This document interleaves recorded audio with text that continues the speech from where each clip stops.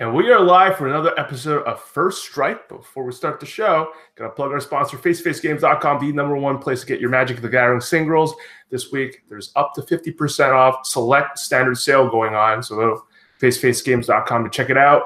And again, every week we host a contest on the Face to Face Games Facebook page, $50 store credits up for grabs. You just have to leave a comment on the giveaway post as to what your favorite standard deck is right now. Tonight, full cast. We're excited to pick everyone's brain on some of the hottest topic and revisit the greatest of all time in a few months down the line. Pretty cool to have David Rude, who listens to the show, I assume, on his way to work, commented on how he thinks Elliot was an idiot in our discussion. But, greatest of all time, very subjective. Actually, John, you weren't here last week. Let's get your quick take. You're new to this. But you're into sports, just like me. So do you have any interest in greatest of all time discussions? Well, I certainly do. And I don't know too much about the Hall of Fame discussions, but I'm just going to say this. Back when I was, it was during Invasion of Mercadian Masks, back when they were still printing the Inquest magazine, all they could talk about was Kai Bude and John Finkel, and, they're still here. And clearly they're probably the two greatest players of all time. I'm not sure if someone like LSV is going to take over at some point. I don't know, probably not. I mean, the other two are still playing, but yeah, it's definitely an exciting discussion. All right. Well, I don't really remember when this was announced. I think possibly after we did our episode, or maybe during, or we were just too caught up in the greatest of all time talk. But the London Mulligan, something that's very important to our man, Mr. Plays Ginger here.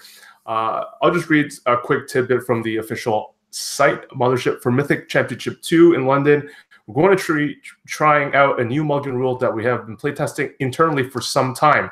We believe the new rule smooths out opening hand decisions even more, though it certainly has some implications for formats like Modern. The rule we'll be testing in London is as such: when you mulligan for the nth time, you draw 7 cards, then put N cards on the bottom of your library in any order. So for example, let's say you're taking your second mulligan of a game, what we often call a mulligan to 5. You would draw 7 cards, select 2, place those 2 on the bottom of your library in any order, then you would decide whether to keep or mulligan again.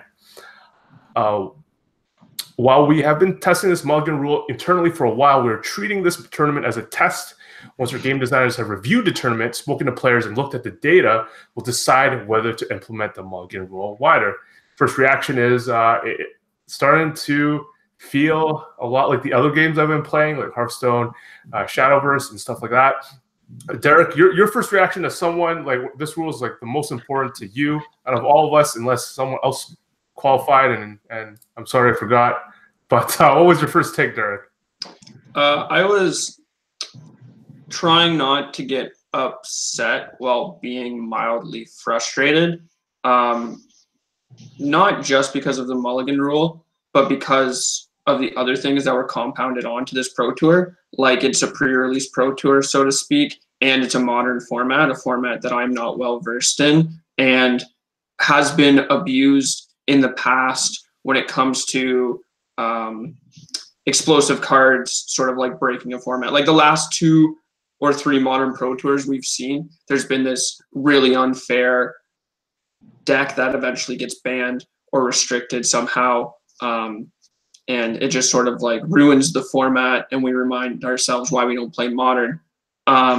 So this actual like mulligan rule is interesting because people always have these odd takes when it first comes out.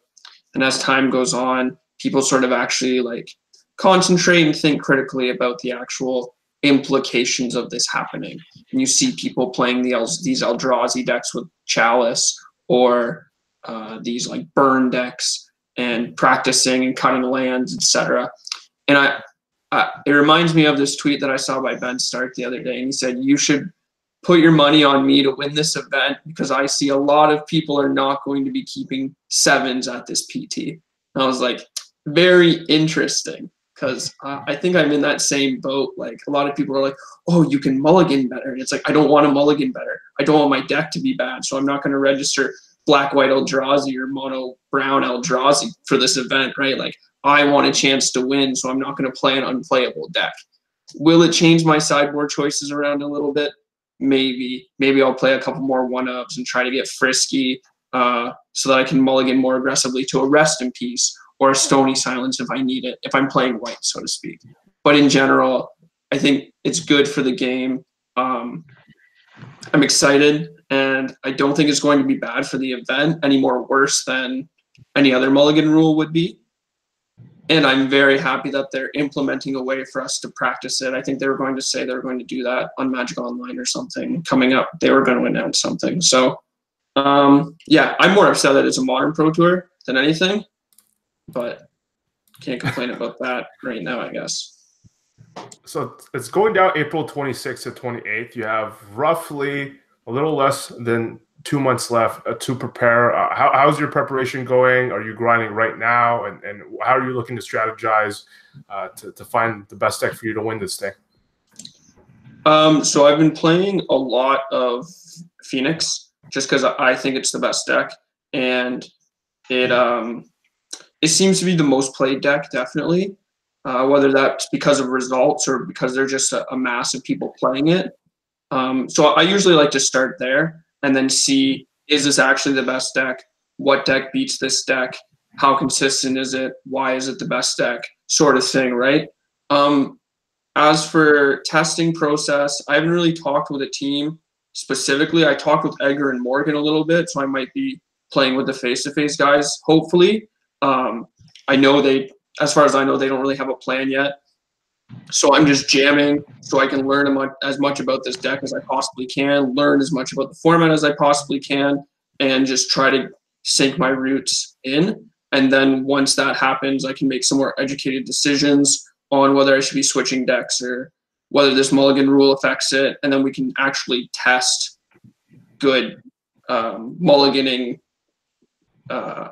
choices, I guess, to see if this deck functions well with that. If I work with the face-to-face guys, I plan to do that with a group of people, whoever I end up playing with. But yeah, it's mostly just jamming as many games as I humanly can while still sleeping a reasonable amount, I guess.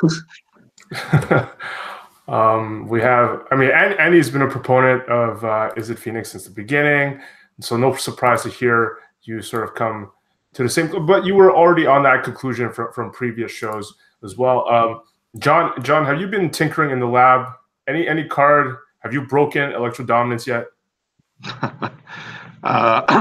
Sorry. Yeah, I've been working on some Electro Dominance decks as well as because I'm going to Grand Prix Calgary in 2-3 weeks, I think, and just want to evaluate what the best decks are in Modern right now. Yeah, so I think Electro Dominance will eventually not be broken, but be figured out, and it'll be home. It'll be home to a pretty competent tier 2-ish deck. Cheating on mana and cheating out free powerful spells is always going to be a very important thing to do in Modern, but still a bit clunky. I've tried like the Goryo's Vengeance version. I've tried the Hollow one, Living End version. I've tried the Blue Red Blue Moon Chalice version, but then that kind of led me to the next place that I want to visit in Modern, which was what is the best shell for a Chalice and or a Bridge. So I think Chalice of the Void is very good right now. It's very good against Tron, Grix of Shadows, Phoenix, for example.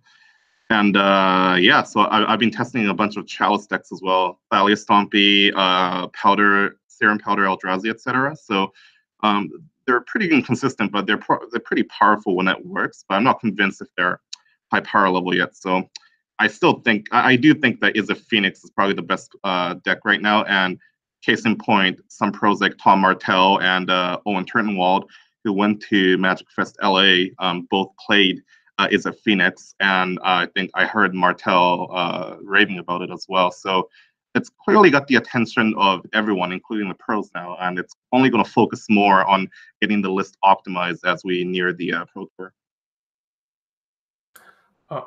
Serum Powder Eldrazi sounds like one of the decks Derek was talking about that he would hate. So John, ultimately, was there one particular deck or a few that is showing some sort of promise? Yeah, I think blue red living end, Asphoto living end is very good. It's very diverse in its capabilities. It can be a combo deck, it can be a control deck. Colorless Eldrazi seems pretty. I'm hesitant to say it, but it seems pretty good. But it's highly dependent on the matchups. I sent you a screenshot yesterday of me winning from Mulligan to 2, which was very amusing. That shows you how broken Aya Vugan when the temple was. So, but at the end of the day, I think I'm just gonna go back to Dredge for Calgary here. Like everyone saw all the power ranking lists on Twitter today. I'm not sure if I missed a memo. You know, today was like make your own modern power ranking day on Twitter, but I think it's pretty undisputable that like decks like Phoenix and Dredge are top tier right now, and I like that Dredge is quote unquote pre-boarded against some of the most popular matchups like Shadows, Phoenix, and Burn. Although Phoenix lists are main decking surgical extractions nowadays, so I don't know about that. But yeah, I've been testing a bunch of modern, but I think Dredge is still good, and Dredge will be good for the next 1 or 2 months, I think, at least. That's interesting. Yeah, like shout out to our man Edgar Magalhaes with his very well received modern power rankings. You can't rank them because they're all close in power level. And at number 1, he goes Amulet Titan. He backs up that power rankings with a 2nd place result at SCG Modern Classic in Syracuse, finishing in 2nd against Dominic Harvey, from what I understand, fellow Canadian. But Izzet Phoenix ended up taking down the Charlottetown Open, our very first Open in face-to-face games Open in Prince Edward Island. And from what I remember, we hit 97 players, which is actually insane for our first time going there. So again, with every different spot that we've been going to, we're seeing record numbers in places that people would be normally too scared to hold tournaments for fear of no one showing up. It's been happening everywhere, and really excited for the rest of the series when we go to these different cities that we haven't gone to. And in first place, Michael Mead ended up taking it down with Izzet Phoenix, and I think John sort of alluded to the success of it at GP LA with it taking first place there as well. So lots of Izzet Phoenix doing really well. And Andy, I imagine you're not surprised. No, I'm not surprised. I think it's like a very fast, proactive deck that gets to play all the blue cantrips, so it gets to be fast, proactive, and consistent, which is the reason it's just the number 1 deck. Mm-hmm. Elliot, you managed to make your way down to Syracuse for some reason, for some legacy. Well, what's going on? What's the backstory about that? Well, a couple weeks before the Pro Tour, my coworker came up to me and he said, "Hey, Elliot, we're going to Syracuse. We have a spot in the car. I can lend you depths. Do you want to come?" And I thought that it was next week, so I'd have like a weekend break between the Pro Tour. That ended up not being the case, but I still made the trip. It was only a 4.5-hour drive, so it ended up being not that bad. But in hindsight, I wish I had the weekend off. As I said, I did play depths, which, you know, I didn't necessarily have the choice. It was just what was offered to me. But I think that if given the amount of time I had to prepare and what I know about Legacy, it would have actually just been the deck I chose. I think it's probably like one of the best decks in Legacy right now. You saw a bunch of really, really good players playing it at the SCG, like Edgar, Matt Dilks, all those like big SCG grinders that came down from Toronto were playing it. It ended up getting 2nd as well, a bunch of copies in the top 16, top 32. So yeah, I'm not a Legacy expert by any means, but Depths was definitely a great deck for the weekend. I made a Merit Lage on turn 1 in one of my matches, which is just absolutely insane. So my weekend didn't go great. I went 6-3 and failed to make day 2, but that's just a testament to how hard it is to day 2 some of these SCGs. You know, playing 9 rounds and going 7-2 is no small feat. So big respect to the people who grind them every weekend. Yeah, I forgot. Wasn't it at the end of the episode we were trying to get Andy to go or something? Or am I confused? Yeah, well, Andy was supposed to go. That was another part of the reasons why I locked it in, and was not like too upset to be going despite despite not having a break. I was supposed to be hanging out with Kale and Andy all weekend, but they bailed on me, so had to hang out with a smorgasbord of people that were not my best friends. Really unfortunate that I got bailed on. I also I was short surgical extractions for the deck. I went from having like 8 copies that people were offering to lend me to like the day before the tournament, we're like leaving on the Friday, and I get a message in the morning, I'm down to 0, and I just need to find 2 more in the next 24 hours. And then by Saturday morning, I think I was like back up to 7 copies people were offering to lend me. So it was a real roller coaster. But how many copies of Best Friends did people offer you? I'm fresh out. In fact, Andy said, I've seen how upset you got about not being able to hang out with me. We're canceled. Maybe the copies of Surgical Extractions were the best friends we made along the way. Well, the real tragedy is I never even cast a Surgical Extraction. So. But did you cast a best friend, Elliot? No. I didn't cast any best friends. I'm sorry. I really wanted to. Okay. All right. Moving on to once again another big news last week. On Thursday was the talk of Modern Horizons releasing June 14. Modern Horizon contains 246 new to Modern cards, 254 total, with a mix of reprints, not yet legal in Modern, and new cards to celebrate both Modern and Magic's rich history. Modern Horizons will release on Magic Online June 13th. Modern Horizon boosters on Magic Online will be priced at $6.99. But why wait that long? Modern Horizon is going to have a pre-release event at local game stores June 8th to 9th. So that's in 3 months. And the first 2 preview cards were Cabal Therapist and Sarah the Benevolent. Couldn't believe Cabal Therapist was an actual card. John, how excited are you for the set? I was pretty excited. I couldn't believe my eyes here. So it's like the effect is twofold, right? One, they said that they're going to bring directly into Modern some legacy legal cards, and 2, they are designing cards just for Modern. Modern's definitely my most favorite, my preferred format, and there's been a lot of talk about how breaking standard has been a constraint for designing new cards and all that. And this idea has been mentioned like for a while, and it's finally happening, which is great. And it's also like kind of affirming their support for Modern. And there are people crying doom and gloom about how they don't care about Eternal formats anymore because of Arena, et cetera, et cetera. So I feel pretty good, and I'm pretty excited about what cards they're going to bring into Modern through Legacy and new cards even. What about the rest of you guys? Any thoughts about this set? Well, you know what they say: if it ain't fixable, break it. I think it'll be interesting to see some new cards put into Modern. I think Modern is not in a good spot, so I think anything to help get it out of this terrible rut would be a good thing. The thing that's super hard about it, though, is that so what they want to do, or what you want to do in theory, is make the fair decks better. But a lot of the time what happens when you do that is that you just incentivize the unfair decks to be more unfair. Because, the fair cards are better, let's be more unfair so I can dodge how good your cards are. It's similar to what happened with Jace and Bloodbraid Elf. Now these fair decks have pretty powerful tools. I got to sidestep that, or those cards will bury me. And that's what I'm afraid of when I see really good fair cards put in that are good against fair decks, like Baleful Strix. I think that card power level wise is totally fine for Modern, but it's just another incentive to not play a fair deck, because you don't want to just get run over by Baleful Strix decks.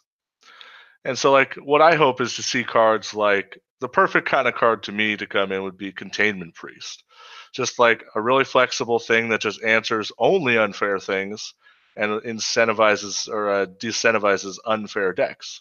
That's the kind of thing I'd like to see if it's possible to to bring Modern into anything that could function. I'm not sure it's possible because of how many cards are in the set and how busted a very few are, similar to sort of Legacy. But I don't know. I'm interested. I can't wait to see Sylvan Librarian, see what that is, and all other versions of exactly that. It's cool.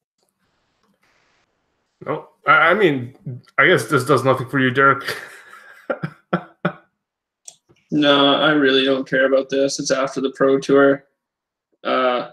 If there's something I care about, I think it's raising the prices of treasure chests somehow. Like they're up 16 or 17 cents in the past couple days. So I think that's because of this, but I'm not entirely sure. I think could like be Card Hoarder too. Yeah, rental service. Yeah, I don't know. I think what John said, that people are finally starting to believe that they care about eternal formats again, is really good for programs like Magic Online and people playing Modern in general. So I care about that. As for what's in this set, playing this set, I don't care. It could literally be anything. I don't care. The format sucks. It's gonna suck. Whatever. Yeah, there's a lot of cards where I look at them that are like good in Legacy, and I think, is this too powerful for Modern? And then I just have no goddamn clue.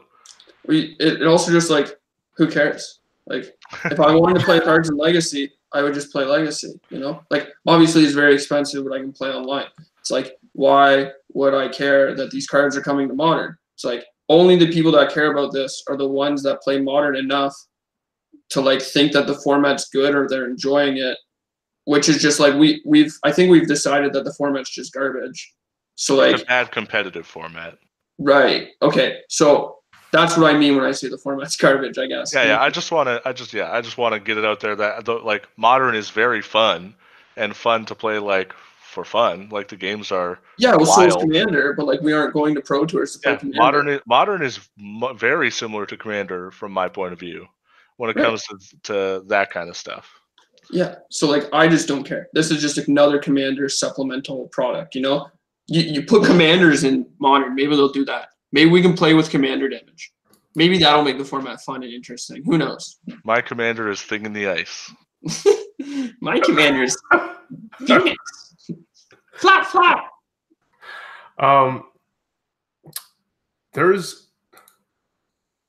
I'm reading from Magic Online announcement that there's a standard regional MCQ this Sunday. Are you qualified for that? Or anyone? I'm playing it. No, I'm already qualified for the professional tour. How many times are you just going to let him do that? You got to stop asking him, for the love of God. No, I'm playing in the MCQ this Sunday. And so I registered, and they said that so many people have registered, they're awarding 10 slots. Wow. Yeah, they did that last time. It capped. There was like a week left to register, and it capped. And people were like, hey, if they have this normal amount, like they increase at regular RPTQs, and like you never told me it was going to cap. I wanted to play in this. So yeah, now they're awarding 10 slots. So get them. I can't wait to play a bad deck. I'm pretty sure I'm going to play a bad deck. Why? I'm leaning so hard towards a Teamer Reclamation build of mine compared to everything else. It differs from the Faces one pretty significantly at the moment, in my opinion. And I think that's what I'm going to play. I've been crushing Arena, been doing well on Moto. I've got to say, I'm so happy I have not had to play PTQs for like 4 months. Thinking about trying to win an event is just so grueling.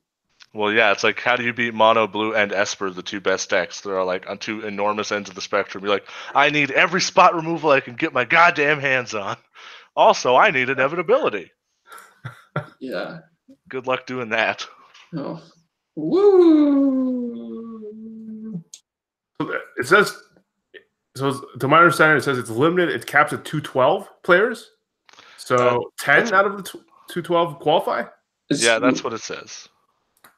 The MCQ is limited or standard? It's standard. He means the quantity of players is limited. Oh. Right. Okay. So why do you think, if you've been crushing with it, Andy, let's get into standard talk. I don't know if the rest have played standard. Why do you think it's a bad day if you've been crushing it?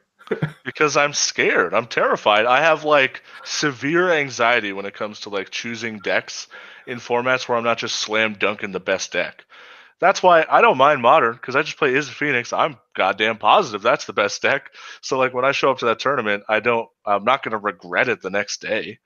But like these are the kind of tournaments where if you don't do well, you just regret it. Like I'm like Elliot might feel that a bit with Sultai. I think Sultai is a fine choice, but like you gotta regret it a bit. You're like, man, maybe I just missed it.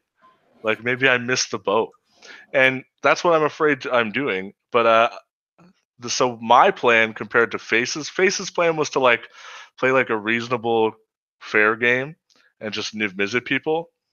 I actually just don't think you can like fair game people with the reclamation deck. So I'm playing like a lot of the same stuff. I'm still playing Shivan Fires and stuff, but I'm actually just playing Fog anyway because I don't think you can beat the aggro decks without Fogs. And then I'm playing a few Nexus, not the full 4, and just the Niv Mizzets are staying in the sideboard at the moment. But I am playing main deck counterspells. So the way I view it is it's more of like, think of it as Simic Nexus with Expansion Explosion as the win condition, which it is the best win condition, and with Shivan Fire to help stave off some early stuff. So that's kind of where I'm at. And I've been doing well, but I'm still scared of mono blue as I have ever been, and still scared of just getting run over by aggro decks. How do you think the meta has shifted since the Mythic Championship with Autumn winning with mono blue, but other people tooting, like the guys at Face to Face tooting Team Nexus's horn? What's your thoughts on that? It's all Merfolk, baby. No, it's not. It's all Esper Control. I think Esper Control stock has risen more than Mono Blues has since the Pro Tour by a lot. I think a lot of people are touting Esper as being good against Mono Blue, and I think it's just a pretty well-rounded deck, and I think it's pretty good. It's pretty good at a lot of the stuff that it does, and I think it's also a fine choice. It's just I don't know what it is. I don't love it. I don't love Teferi anymore. He's no good. I think I think so. Right, Mono White's also on the uprise as well, which like means Kaya's on the uprise a lot. Kaya's actually pretty good. For all the flack we gave Kaya, totally serviceable card. Which is like what a 3-mana planeswalker should be if it's not busted. So thank the Lord. I did hear, Andy, I did hear a funny anecdote if anyone listens to the Pro Point podcast here where Segrist and PV was really excited about his Teamer Reclamation deck, and then they tested the Teamer versus the White Weenie matchup, and like White Weenie went like 19-1 and something like that. It was something pretty absurd like that. Oh yeah, it's a bad one. It's not great sometimes. Like especially if it's like the face version, I think has no shot. That's why I think you have to play Fog, is because you can't actually win a reasonable game against them. I think it was Pascal, or I saw on Twitter somewhere that Pascal put, I think it was 4 or 2 fiery cannonades in his main. He tested with the face guys because the white matchup was so atrocious. Like it's almost unwinnable that you need something in order to like steal a game or sort of steal it and then hopefully get them somewhere else, like in game 2 or 3 or whatever, right? But yeah, I think that's a fault of that deck, which it shows that this format's really good still. Haven't been playing as much, but I really like that sort of thing is happening. Yeah. So with the mono white, like I just don't think you can beat it with Fiery Cannonade. That card is so bad. That card's outrageously bad. And like sometimes it just doesn't kill anything. And it does that too often. So I don't ever want to play that card. And I've just been having pretty good success just using Fog as like sort of 2-mana time walk and trying to move on from there and trying to lean less on Nexus of Fate and then having a sideboard plan just full of biogenic ooze. And honestly, I've been doing well against lots of stuff with the sideboard plan. I'm going to keep testing because this tournament matters a lot to me. But we'll see. Like if my testing goes disastrous, I would probably just default to Mono Blue or Esper. One of those 2 decks. Those are the 2 decks that are this Teamer Reclamation thing has gone awry. I'll play those. But currently, it's what I want to play. I really like the deck. I played it like week 1 of the new format. I was jamming it right away and loving it. And then as the format evolved, I moved away, and I kind of want to be back. I think it might be well positioned, and maybe I'll try and visit in the main again because that card's pretty well positioned too. I guess the other guys haven't had time to touch standard much after Elliot. You haven't touched that much since Mythic Championship. Yeah, I crapped out of the standard classic after playing 0 matches of standard in between the 2 events. Although I did end up playing a different list. But I did, however, take a look at some of the data that Cat Light gathered for the GAM podcast. Jerry posted an article with all of her data in it, and it had basically almost everyone's deck from the Pro Tour into basically just a matchup matrix, and had the win rates of every deck, and as well as the win rates of every deck in the hands of pilots above 1700 elo from the MTG Elo project. So I think that was it's really interesting. It's like a huge set of data that we usually don't get out of a Pro Tour, and I think the headliner rather for me is that Sultai had like a 48% win rate, and even Owen Turnwald said today 48% just sucks. At least 49% you could say to yourself, I almost got there, but 48% sucks. So that was definitely a yikes, and I think that if I recall correctly, the best performing deck was blue-white aggro, which I think had like a 55% win rate at the Pro Tour, which is pretty spectacular. Obviously, it's hard to get a exact point of comparison because, again, we don't get this huge data set usually, but 55% across that many matches is just probably a very good sign that's where you want to be, or at least being able to beat it. So maybe that's something for Andy to consider. But if you haven't checked that out and you're playing the RPTQ online this weekend, that's definitely something to look at. Sweet. And one of the things with this, our first episode in March, with the conclusion of February, was the end of the MTGArena Mythic Invitational rank constructed top 8 grind. I recognize some of the names that made top 8. Thiago Saporito ended up being number 1. Bolovo is his screen name. This guy's MTGO grinder from way back, and someone I've chatted before online, so I know him from so long ago. But not surprised knowing how much Moto he plays, that he's number 1. And then we had a bunch of names, some of them friends, some of them personalities that I recognize.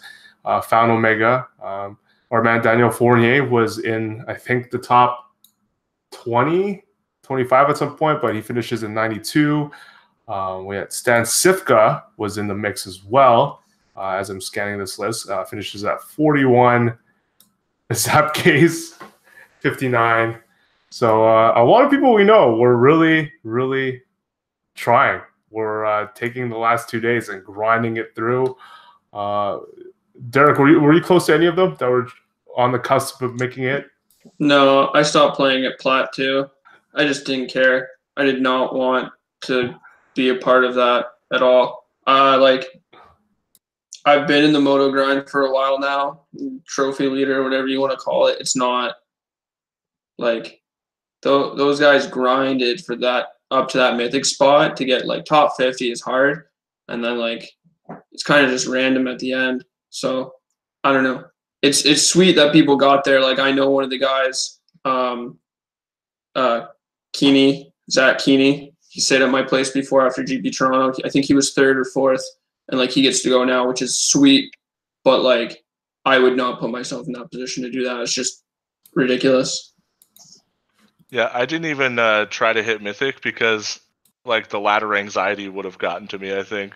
So I got to the Platinum and or at Mix. I played a bit, but I could feel it getting to me every time I lost. And that kind of thing is it's a horrible thing for your mental health.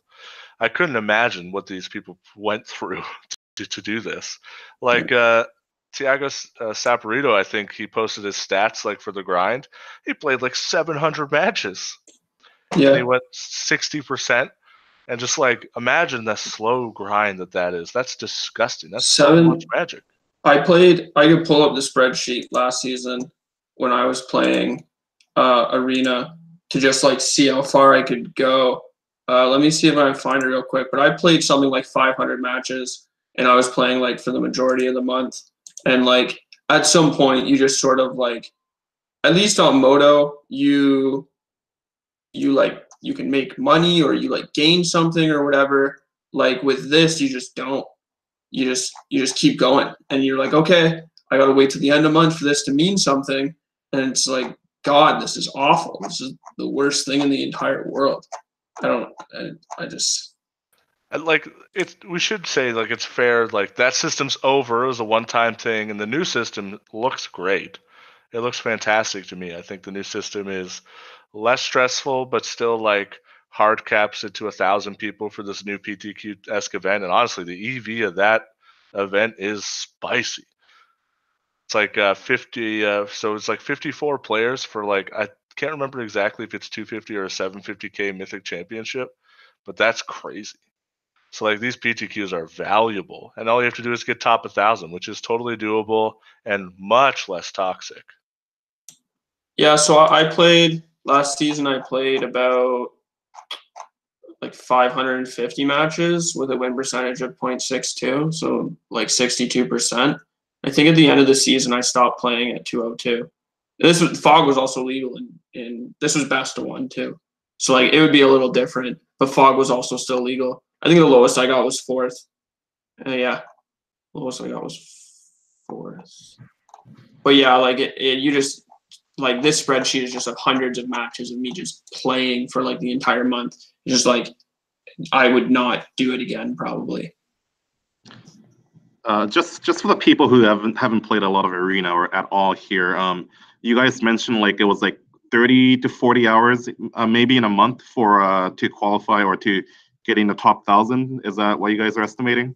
I think it was Frank Karsten, of course, came out with something on Twitter and basically quantified the average time and effort that it would take for somebody to reach, I think it's Mythic, and it came to between like 35 and 40 hours over a month with like an average win rate of, I don't know, 60% or 55. You need like an average win rate to hit that, right? Like every time you win, you move one spot, you lose, you move back one spot, right? You have to win 60% of the time. So I think it was 40 hours. I'm sure we could.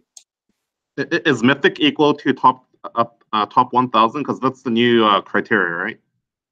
No, so there's X number of people playing, and then it's top 1,000 in Mythic. And so if you hit Mythic, you get a number assigned. And if you're outside of, I think it's 1,000 or a percentage, you get 99%. You get the 99 percentile. So if you're in the top 1,000, it'll be like, it'll change obviously, but you'll have a number associated with your rank. And so people were like tweeting out what their rank was at the end of the season. Like I think if you get top something, you get an email and tells you your rank number. Yeah, so Carson said it's about 50 hours from bronze to Mythic. Oh, you found it. With okay. a 56% win rate in Platinum, 52 in Diamond. Right. Yeah, you got a Magic too. And of course, of note, it is a soft reset at the end of each month. So if you're Mythic, you end up being placed, I think, in between Gold and Platinum, maybe if you're very high up in Mythic. So the grind is not necessarily 50 hours every month with that win rate. You know, maybe you play a lot. It takes you a couple months to get up to Mythic, and then you play something like 10 or 20 hours to get back to it every month. Yeah. So it's definitely a grind. It's not nothing. I wouldn't say it's difficult if you want to put your mind to it and do it, but it's not easy by any sense of the word. Who's trying for top 1,000 in here? Oh, I 100% am. I probably will. I'm putting a lot of time in this modern format right now, so we're getting on finals 50 hours. Your EV, dude, your EV is probably better to do both. Oh, I probably will do both. It's only the 5th, right? We have until the 31st. So, I don't know. I've definitely done harder things. All right. I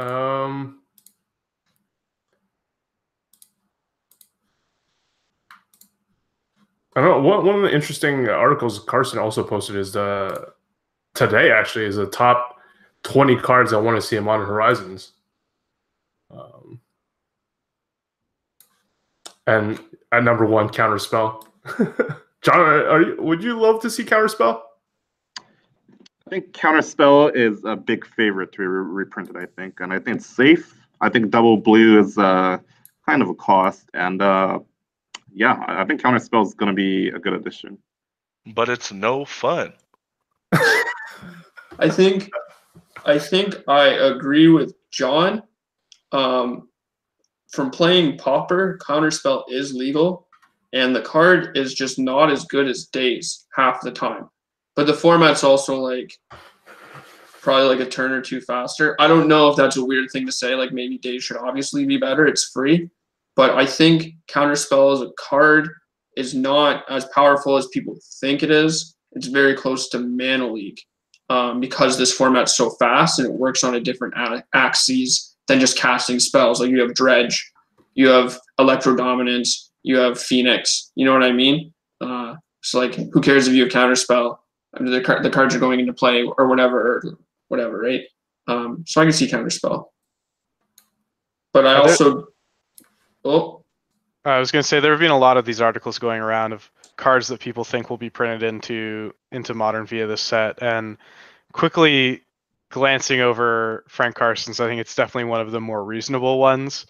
I think he has a couple out there ones like Doomsday. I don't know why you would want that in Modern. Just, I don't know what that ever is actually going to add to the format. But I've seen other people saying like Wasteland and Daze, which are just, I think, absolutely out there, or should never be printed in Modern. I think if you say that, you should just lose your Magic playing privileges for like a month. Like you should be banned by the DCI for a month. Then if you say something so ridiculous, you just aren't allowed to play Magic. Like, because some people say it as a joke and think it's funny, but it's just so out there that it's not even funny. Jokes have to be like relatively reasonably believable. Like Counterspell, haha, maybe. Wasteland, no, you're banned for a month. Yeah, personally, I think what we're going to end up seeing is more legacy legal cards and not necessarily legacy playable cards being printed into Modern. Although I have seen some people who are probably smarter than me and have done a lot more thinking about this than me, saying that Force of Will is a not necessarily a likely inclusion, but would be a decent inclusion to the Modern format. And just glazing the surface of it, I'm not too far off with that assessment. I think that specifically in Modern, you wouldn't see something like an unfair deck playing Force of Will, and it's not good in the fair versus fair matchups, but it just helps even the playing field for some of the fair decks against the unfair decks. So it might actually be leveling out the power balance in Modern. So that could be something that's really interesting. That's probably the most powerful card that could possibly be printed into Modern and be reasonable, in my opinion. I think the concept makes sense there. Sorry, I think the concept makes sense there, Elliot. But the thing is, they've said that they're not looking to revolutionize Modern and porting in cards like Daze, which I think would be broken in a lot of decks, and Force of Will fundamentally changes the way Modern works, and also it brings the Legacy and Modern too close. And I don't think anyone, either the Modern side or the Legacy side, wants to see that. So Force of Will, though, the idea is interesting. I don't think it'll ever be reprinted into Modern, in my opinion. It's weird. So Force of Will checks some of the boxes that I was discussing earlier of cards you want to get in. It's like not that good. It's a fair card or a card for fair decks that's not just super punishing to other fair decks. It's actually just not that great against other fair decks, but it's like super good against the unfair decks, or like good against the unfair decks. But I do agree that it kind of blurs the lines of Modern and Legacy, and do you want Modern to get worse? Because that's what Legacy is. Well, I don't necessarily agree that it's going to blur the lines or homogenize Modern decks like it does in Legacy, because the important point about Legacy is you have cards like Ponder, Brainstorm, and just these powerful blue cantrips and blue spells in general that are dragging you towards playing blue in the first place. So if you look at Modern right now, think of the fair decks that play blue. There's blue-white control, and that's pretty much it in terms of decks that have like the reasonable percentage of blue spells. Obviously, Force of Will, kind of skew that. You might see Grixis Death Shadow trying to play it with like Opt and Serum Visions instead of just one of the two. But it's not like you'll see Legacy where every deck becomes a blue deck with starting with the base of 4 Force, 4 Ponder, 4 Brainstorm, because we just don't have the quality of blue cards to support it like exists in Legacy. Well, obviously, the cantrips that we have are scaled to the power level of Modern. Serum Visions and Opt are much worse in the context of Modern than Brainstorm and Ponder are in Legacy. And that's not just because of Force of Will. So I think that, if you print Force of Will into Modern, it's slotting into 2 or 3 decks. Maybe Jund becomes Sultai or something like that. But you do have to hit the critical mass of blue spells in order for it to be playable, because 5-mana counterspell is just not. I think that the idea, what Andy said about that Modern unfair decks will just try to go faster, I think that'll just happen more. And you can move away from cards like Pact of Negation and just be more degenerate in decks like Grishlebrand or Storm if Force is printed. You're never casting this card for 5 mana. Who cares? If you are playing a deck that just folds to Rest in Peace, like Dredge or some other graveyard deck, and you just have Force of Will in your deck, who cares if you start on 5? I've lost to Dredge players who mull to 4, and I just lose on turn 4 because I'm just dead. If Dredge gets something like Force of Will, and they just pitch like a prized amalgam or something, or like I don't know what other brews you could build with forces in the format, but I just think the idea of free spells is like not good. It's certainly dangerous, which is why it's not like a slam dunk. Would be fine to have in Modern. Like, it is frightening. So the thing is, the unfair decks that really want to be interacting with a specific hate card can just play Pact of Negation. Obviously, Dredge can't, for the case of your opponent trying to resolve a Rest in Peace. You don't want to Pact of Negation it. They can't play it before they have 5 mana. But Dredge also. What do you mean? Like you can't, as Amulet Titan, you can't Pact of Negation if you don't have you can't Pact the Blood Moon on turn 3 because you don't always have 5 mana. Yeah, but you do understand that Force of Will requires you to have a blue card in your hand. And if you're talking about playing in Dredge, you have access to Narcomoeba, Prized Amalgam, and Force of Will. So I'm not sure where your other blue cards are. Obviously, the deck list will change. We're getting an entire new set. What blue cards are going to be playable in Dredge in the new set? I was just using Dredge as an example. I'm saying that there are degenerate combo decks that work on an axis that die to 1 or 2 hate cards like Blood Moon, Rest in Peace, Stony Silence, etc. And if you just say, I'll mull the 5 every game if my opponent never has those cards in their hand, then the format just gets absolutely ridiculous and it's hard to play a fair deck. Right? But again, the exact same thing can be said about Legacy decks, Legacy combo decks, and they just don't play Force of Will. Because you actually just can't afford to mulligan to 5 because other pieces of interaction exist. The only real combo decks that play that are competitive in Legacy that don't play Force Will are Black Red Reanimator and Turbo Depths. Or like Storm. Storm sometimes plays it, but you don't always need it. Like Black Red Reanimator doesn't play it because of Unmask, because they have a card that looks at your hand first before they can go off. Modern doesn't have that ability, but you can create some sort of inevitability where you set up a game plan where you can have a Force of Will for the Rest in Peace, which is the only card you can't really beat, right? Which is like one of Dredge's fails in the format, is like Dredge works really well if they don't see Rest in Peace. So if they can just find a way to not see that card. Same thing with like KCI used to be, right? If you just dodge Stony Silence, you're probably really far ahead. Derek, have you ever cast a Force of Will in your life? Yes. Why are you asking me this question? This is like a pretty bad fallacy, right? You clearly just don't understand how the deck slots into how the card slots into combo decks. The only, like, on the flip side of what you're saying, the only combo deck in all of Legacy that's like a reasonably good deck that plays Force of Will is Sneak and Show. And like, Right. yes, it's a combo deck, but it doesn't necessarily always play out like the other combo decks in Legacy do. You know, and it only plays it because the other cards it wants to play are just blue anyway. Right. So Ad Nauseam Tendrils. Ad Nauseam Tendrils is a deck that plays 12 blue cards independent of Force of Will. You could have 16, and you could make a case for playing other blue cards as well in that deck.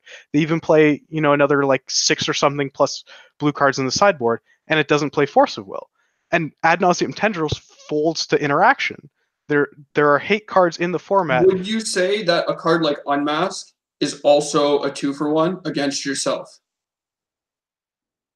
Well, it's completely different in Reanimator because you draw 14 cards. Your win condition in Black Red Reanimator is reanimating a This is what I'm saying about Modern. In the decks that abuse free counterspells or could abuse free counterspells, the game is over. They don't care about the card disadvantage, which is why decks like Amulet and Ad Nauseam play Pact. They don't care. Completely twisted. The reason Black Red Reanimator plays Unmask is not so they can unmask necessarily before they combo. Obviously, that's very powerful, but you don't go into the deck building saying, I'm playing Unmask to cast it on turn 1 and kill my opponent on turn 1. You play Unmask partially because you reanimate a Grizzlebrand, you draw 14 cards, and you cast Lotus Petals, Dark Rituals, and Unmasks with other discard spells to rip apart your opponent's hand. It's just not the same in Modern, because if you've gotten to the point where you have Force of Will able to cast because you've comboed, you could just play Pact of Negation. I don't agree with that. The Reanimator deck in Modern plays Goryo's Vengeance because it needs to kill the turn it combos. You can't just cast Reanimate, put a Grizzlebrand into play, rip apart your opponent's hand, and pass the turn. You have to kill them the turn you reanimate your Grizzlebrand. This is why Force of Will is more important. Exactly. Because you can preemptively beat these cards that I've been talking about the entire time, and it still beats the cards that interact with you the turn you're going off. So it's like Pact of Negation, where it works on the turn when you're trying to kill your opponent, where you have to win, and it works earlier in the game and at different parts of the game. It's you can build your deck differently. So Force of Will as a function doesn't affect you like discarding 2 cards, because you don't just lose the game on the spot. Like, obviously talking about deck lists right now from this point of view won't always give us the best results, but you have to assume that somebody will be able to abuse this. You have to assume that somebody can build a combo deck around this card when we already have cards in the format that are worse than Force of Will, and combo decks are abusing them in Pact of Negation. I think you're just like so far off base that it's like almost not worth pursuing this. Like, you do realize that fundamentally combo decks are weak to Force of Will because they, to a certain extent, require critical mass. Even in your Grizzlebrand deck that's somehow Force of Willing a Rest in Peace and not getting Force of Will back or whatever. This is why I brought up Unmasked, though, because combo decks in Legacy function sometimes in card quantity, in that they need a lot of cards to win, or they function in 2-card combo trying to protect it. And Unmask is a perfect example of this, where you discard a card to see if your opponent can beat you. You're creating card disadvantage to see if you can win the game on the spot. That's what Force of Will is similar to. Or like Lands. Like, Lands doesn't need Force of Will, but it also doesn't really need a whole mass of cards at a certain point. It just needs to be able to beat specific parts or cards in the game so it can continue to develop their game plan. Which is like, I understand that you're discarding a card, but if you can create an engine, which is what your deck focuses on, and you can just beat like a Rest in Peace or a Stony Silence, then you can still win the game, compared to like if you just have a Rest in Peace in play and you can't beat that card. But you're just vastly misunderestimating how many blue cards you need to have in your deck to be able to cast Force of Will. It needs to be 20, so the format just shifts to become a blue format. He's just saying like the decks have to be built differently, obviously. But how do you reach 20 blue cards in your Reanimator deck in Modern? Stop yelling, maybe I'll tell you, buddy. I'm not. It doesn't have to be Reanimator, man. It just has to be a degenerate combo deck with Force of Will plus blue cards. Well, exactly. We'll finish. Eddie, you'll finish with a final statement, and we'll move on. So as it sits with without any deck building considerations and jamming 4 Force of Wills into Dredge, for example, it has 12 blue cards. There's been decks in Legacy that play 18 or 15 or something. You just have to play some worse cards to enable Force of Will, if that's what you want. I don't even know if that's what you want. But it's potentially abusable for a deck like Dredge that's just trying to counter a hate spell, and most of Dredge's cards don't matter. Most of their cards in their hand don't matter. Most of the cards they play don't matter. So that's the kind of deck where it's not a critical mass deck that the Derek is talking about, that Force of Will could potentially be abused in unfair decks. Modern Ad Nauseam probably would warp its deck a bit, Mystical Teaching, Peer Through Depth, etc., etc. I don't think that's necessary, because that deck's a deck that kills the turn it goes off, so they can just play Pact, which is what they do. I mean, they would get the option, right? That's true. It is free. It's they do have Dangerous Grace too, but I'm not sure. I mean, I think that it slots into a deck like Death Shadow really well, which is a place where it would fit naturally. But I do think that it is abusable. I do think that having free spells in general is abusable, and obviously it has deck building constraints. But if you have deck building constraints like that, it often doesn't get pushed out of the format. It warps the format. It makes the format adjust with it so that the format becomes a blue format like we see in Legacy. Now, of course, Legacy also has Brainstorm, which is a different argument. Often people say that Brainstorm is more of a problem than Force of Will. But I think that it would not be good for Modern.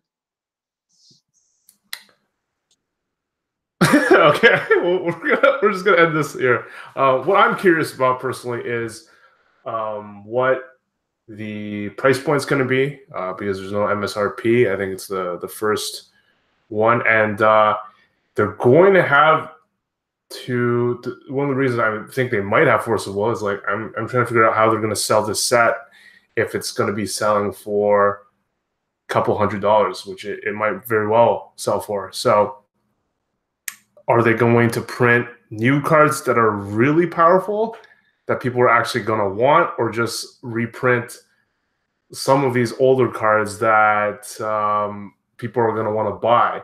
That part I'm still really curious about, and we won't find out until more of the set is released. And anyways, let's wrap up the show. And thank you for joining us. Thank you for watching. Make sure you subscribe to the YouTube channel, subscribe to the podcast on your favorite podcast app. Hopefully next episode we got good news from Andy taking down the Mythic Championship qualifier over the weekend. Yeah, support the show. We're going to patreon.com/firststrike. What about the rest of you guys? Anything that you guys might be playing this upcoming weekend, starting with Derek? I think there is a sealed Mox prelim online that I'm going to be playing in, so I can qualify for the quarterly finals. I don't remember how it works exactly. I'm just going to play it, and I think that's all I have going on. I think you're just supposed to win one of the opens. Winning the opens is incredibly difficult. That's probably the hardest way to do it. What about Elliot? I have nothing going on for a while. I'm happily taking a bit of a break from traveling for Magic, as I've done for the past month and a half. Sounds good, John. I took the plunge and bought I was inspired by Cyrus, my teammate at Vegas, so I bought my Storm cards from face2face.com. And I'm going to be fumbling around with Ad Nauseam Tendrils this weekend for the first time, so that'll be fun. So you bought them, okay, just a local tournament? Yeah, a local 1K. Okay, good luck on that. Yeah, it's face2facegames.com. To everyone in chat, Thank you so much, and we will see you next week. And yeah, see you guys next week. Talk to you guys later. Bye.